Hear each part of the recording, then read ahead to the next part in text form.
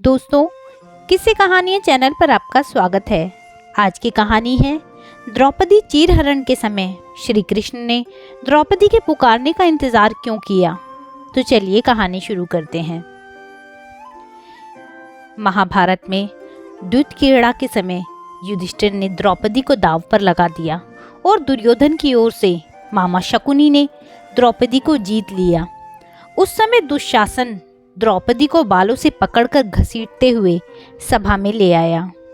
जब वहां द्रौपदी का अपमान हो रहा था, तब भीष्म पितामह, द्रोणाचार्य और विदुर जैसे न्यायकर्ता और महान लोग भी बैठे थे, लेकिन वहां मौजूद सभी बड़े दिग्गज मुंह झुकाए बैठे रहे।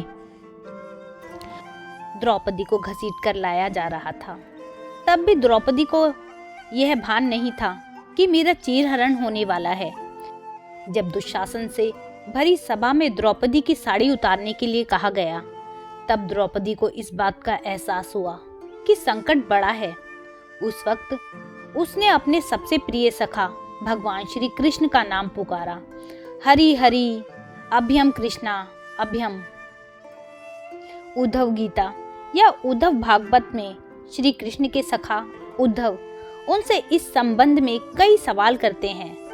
तो चलिए जानते हैं श्री कृष्ण उद्धव संवाद को।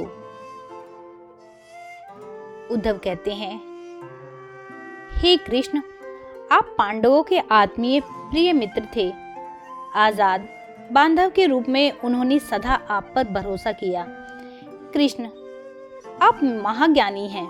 आप भूत, वर्तमान व भविष्य के ज्ञाता हैं, किंतु आपने सच्चे मित्र की जो परिभाषा दी है, क्या आपको नहीं लगता कि आपने इस परिभाषा के अनुसार कार्य नहीं किया? आपने धर्मराज युधिष्ठिर को द्यूत अर्थात जुआ खेलने से रोका क्यों नहीं? चलो ठीक है कि आपने उन्हें नहीं रोका, लेकिन अपने भाग्य को भी धर्मराज के पक्ष में नहीं मोड़ा। आप चाहते तो युधिष्ठिर जीत सकते थे। आप कम से कम उन्हें धन, राज्य और यहाँ तक कि खुद को हारने के बाद तो रोक सकते थे। उसके बाद जब उन्होंने अपने भाइयों को दांव पर लगाना शुरू किया, तब तो आप सभा कक्ष में पहुंच सकते थे। आपने वह भी नहीं किया।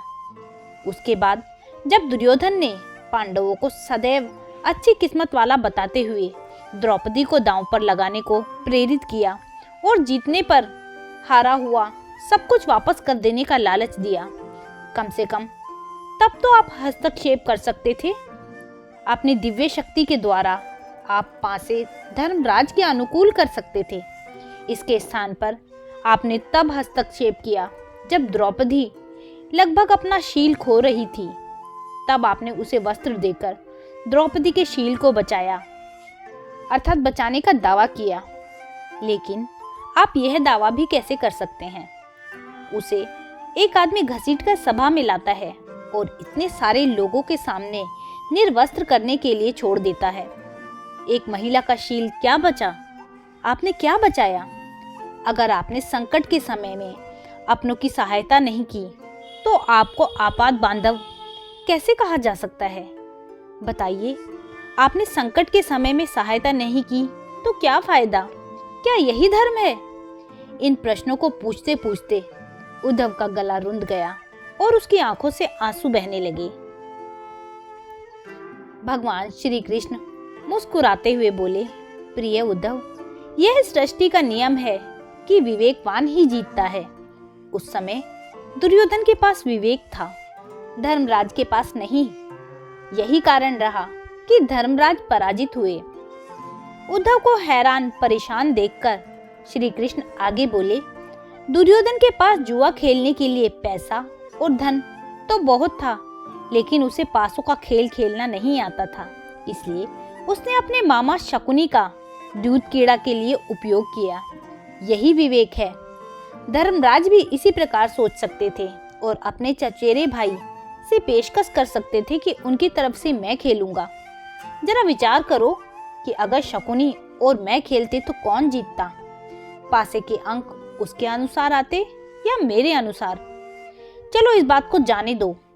उन्होंने मुझे खेल में शामिल नहीं किया, इस बात के लिए उन्हें क्षमा किया जा सकता है, लेकिन उन्होंने विवेक शून्यता से एक और गलती की, और वह यह थी कि उन्होंने मुझसे प्रार्थना की कि मैं तब तक सभा कक्ष में ना आऊं जब तक कि मुझे बुलाया न जाए, क्योंकि वे अपने दुर्भाग्य से खेल मुझसे छुपकर खेलना चाहते थे। वे नहीं चाहते थे मुझे मालूम पड़े कि वे जुआ खेल रहे हैं। इस प्रकार उन्होंने मुझे अपनी प्रार्थना से बांध दिया। मुझे सभा कक्ष में आने की अनुमति नहीं थी, इसलिए इसके बाद भी मैं कक्ष के बाहर इंतजार करता रहा कि कब कोई मुझे बुलाता है। भीम, अर्जुन, नकुल, सहदेव सब मुझे भूल गए, बस अपने भाग्य और दुर्योधन को कोसते रहे। अपने भाई के आदेश पर जब दुशासन द्रौपदी को बाल पकड़कर घसीटता हुआ सभा कक्ष में लाया, द्रौपदी अपने सामर्थ्य के अनुसार जूझती रही। तब भी उसने मुझे नहीं पुकारा। उसकी बुद्धि तब जागृत हुई जब दुशासन ने उसे निर्वस्त्र करना प्रारंभ किया। जब उसने स्वयं पर निर्भरता छोड़कर हरि हरि अभ्यम कृष्णा की गुहार लगाई, तब मुझे उसके शील की रक्षा का अवसर मिला। जैसे ही मुझे पुकारा गया, मैं अविलंब पहुंचा। अब इस स्थिति में मेरी क्या गलती है, बताओ? उद्धव बोले, कान्हा, आपका स्पष्टीकरण प्रभावशाली अवश्य है, किंतु मुझे पूर्ण संतुष्टि नहीं हुई। क्या मैं एक और प्रश्न पूछ सकता हूँ? श्री कृष्ण की अनुमति से उद्धव ने पूछा। इसका अर्थ यह हुआ कि आप तभी आओगे जब आपको बुलाया जाएगा। क्या संकट में घिरे अपने भक्त की मदद करने आप स्वतः नहीं आओगे? कृष्ण जी मुस्कुराए। उद्धव, इस सृष्टि में हर एक का जीवन उसके स्वयं के कर्मफल के आधार पर संचालित होता है। न तो मैं उसे चलाता हूँ और न ही इसमें कोई हस्तक्षेप करता हूँ। मैं केवल एक साक्षी हूँ। मैं सदैव तुम्हारे नजदीक रहकर जो हो रहा है उसे देखता हूँ। यही ईश्वर का धर्म है। उल्हाना देते हुए उद्धव ने पूछा, वाह वाह, बहुत अच्छा कृष्ण। तो इसका अर्थ यह हुआ कि आप हमारे समीप खड़े रहकर हमारे सभी दुष्कर्मों का निरीक्षण करते रहेंगे। हम पाप पर पाप करते रहेंगे और आप साक्षी बनकर हमें देखते रहेंगे। आप क्या चाहते हैं कि हम भूल करते रहें, पाप की गठरी बांधते रहें और उसका फल भुगतते रहें? तब श्री कृष्ण बोले, उद्धव, तुम शब्दों के गहरे अर्थ को समझो। जब तुम समझकर अनुभव कर लोगे कि मैं तुम्हारे समीप साक्षी के रूप में हर पल हूँ, तो क्या तुम कुछ भी गलत या बुरा कर सकोगे? तुम निश्चित रूप से कुछ भी बुरा नहीं कर सकोगे। जब तुम यह भूल जाते हो और यह समझने लगते हो कि मुझसे छुपकर कुछ भी कर सकते हो, तब ही तुम कठिनाइयों में फंसते हो। धर्मराज का अज्ञान यह था कि उसने माना कि वह मेरी जानकारी के बिना जुआ खेल सकता है। अगर उसने यह समझ लिया होता कि मैं प्रत्येक के साथ हर समय साक्षी के रूप में उपस्थित हूँ, तो क्या खेल का रूप कुछ और नहीं होता?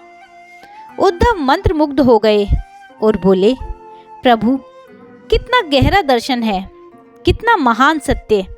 प्रार्थना और पूजा पाठ से ईश्वर को अपनी मदद के लिए बुलाना तो महज हमारी पर भावना है, किंतु जैसे ही हम यह विश्वास करना शुरू करते हैं कि ईश्वर के बिना पत्ता भी नहीं हिलता, तब हमें साक्षी के रूप में उनकी उपस्थिति महसूस होने लगती है। गड़बड़ तब होती है जब हम इसे भूलकर सांसारिकता में डूब जाते हैं। तो दोस्तों, यह था श्री कृष्ण और उद्धव संवाद। इस संवाद के विषय में आपकी क्या राय है, मुझे कमेंट करके ज़रूर बताइएगा। यदि आपको यह वीडियो अच्छी लगी हो तो वीडियो को लाइक कीजिएगा, शेयर कीजिएगा और मेरे चैनल को सब्सक्राइब करना ना भूलिएगा। कहानी सुनने के लिए बहुत बहुत धन्यवाद।